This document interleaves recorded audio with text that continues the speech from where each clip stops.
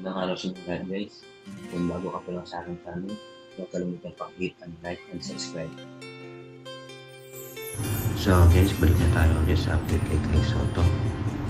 Ang dahilan po talaga kung bakit sa Koshigaya Alpas ang napiling team ni Kai Soto maglaro para sa Japan B-League ay maliban sa magandang sahod na in-offer sa kanya ay dahil din dito maaari siyang maging main man ng team at mayroon pang unlimited time kung saan pwede siyang maglaro hanggat kaya niya at depende na rin sa kailangan ng sitwasyon.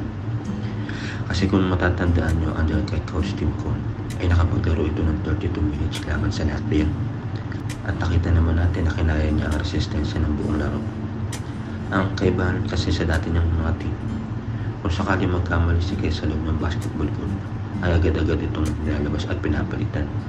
Kaya hindi niya talaga may pakita ang buong potensyal niya at ang confidence niya. Hindi kagaya ng nangyari sa laban nila sa Latvia, kung saan maganda ang kanyang nilaro. Kaya naman natala natin ang rank ng 6 sa World Rank ng basketball. Kaya sa bagong team ni Kai, asahan natin na maganda ang lalaro niya rito at kailangan makakuha siya ng championship dito sa team na to, sa Koshigaya Alpas, dahil makakadagdag ito ng atensyon ng mga NBA dahil na pag siya pa ang naging MVP. Kaya puspusan ang pag-ensayo ni Kai dahil next year ang target nila para sa NBA team natin mga Pinoy.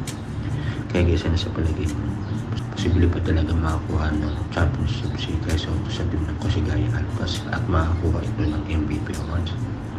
Comment naman kayo dyan sa baba kaysa dating pag-usapan.